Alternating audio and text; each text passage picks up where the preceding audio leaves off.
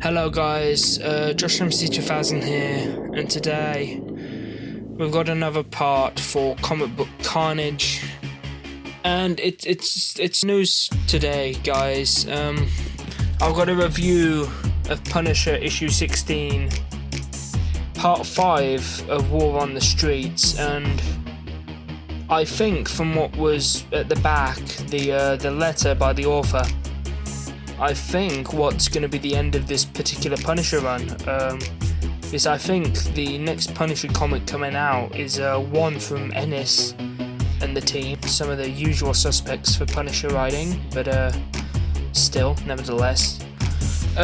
So this video is going to be kind of a love letter to the entirety of this new Punisher run. Because I'm going to be honest, I absolutely adore this Punisher run. Out of Black and White and some of the more recent efforts, this is definitely my favourite. Not up there with Punisher Max, well, but it's pretty damn close, pretty close. And the one thing I loved about this Punisher run was the fact that from the off, Marvel let them do things that shaped the landscape and had you feel an impact. You know, Punisher wasn't killing faceless goons.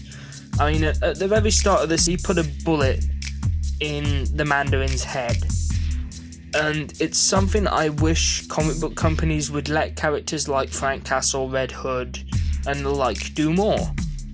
Do something that shakes up the landscape. Do something that puts them on the map. Do something that makes them a big deal. And here we are. Punisher's done something that's made him a big deal. And the very first story arc was everyone coming after him because of it. And it was a very interesting story arc to read, very well drawn. I must commend the team. This has had some of my favourite Punisher art in a long time, and the story's been a million miles an hour non-stop, and it's always been very solid throughout. I mean, it's not Alan Moore, it's not it's nothing that'll make you think, but it's an enjoyable romp. And to be honest, now it's over, I'm pretty sure I'm gonna go back and read it all again, issue 1 through to 16. I definitely felt like doing that because it's some of the most fun I've had. I mean, some of the comics I've been reading lately, I've been having some issues with, and it's very nice to have this. This comic for me was always the one I could rely on. It was always the one I could read and be like, okay, this one I can switch my brain off, I can have some fun. Now, here's the thing, I don't know if this ended prematurely or if this was where this run was supposed to end, but I get the feeling this ending was pretty definitive because it implied that the Punisher kind of had a bit of a fake-out death kind of plan with Natasha and Danny, which I'm sad to see this series go, guys, I genuinely am, but we all know there's going to be a new Punisher series coming soon, and at the back there's that advertisement for the one written by Garth Ennis. I'll be looking forward to seeing what that does, but at the same time I am sad to see this one go. I think after 16 issues it was ended a bit prematurely, but nevertheless, let's talk about this issue in particular. We're going to be getting into spoilers now. It picks up from where it ended off last, and basically the female Punisher sidekick character that, well, not really sidekick, but the female Punisher character that was a member of this little team that Frank had with Black Widow is captured by Baron Zemo and is being held in Fisk Tower of all places. And basically Frank decides, alright, I'm not having that.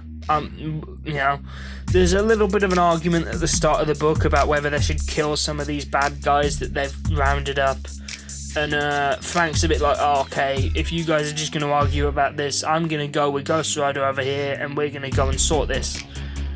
And basically with Danny Ketch's help as Ghost Rider, they basically mount an attack and they storm Fisk Tower, and they make their way up to the top, and Frank confronts, he goes to confront Zemo, but Zemo is killed by Fisk. He's basically double-crossed.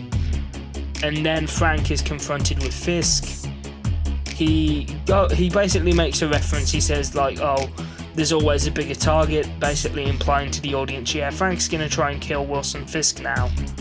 But it doesn't quite follow through like that, and basically Fisk gets the Nick Fury and several members of the Avengers to come down and capture Frank, because Frank is essentially trying to kill the president of New York City at this point. This Fisk during this run is the president of New York, which interesting little thing that's going on in the Marvel Universe, I believe, at this point. But it was, so basically, you know, Frank escapes during the scuffle, but Black Widow kind of hits him and he goes over the side. And then you just get this big black splash page with the text in the middle, "The Punisher is dead." And then it kind of, you get the short little epilogue with Nick Fury and Natasha kind of talking. And it kind of implies that, you know, Frank didn't actually die, Frank kind of escaped. But Natasha's a bit like, no, Fury, you're just being paranoid. Frank is dead.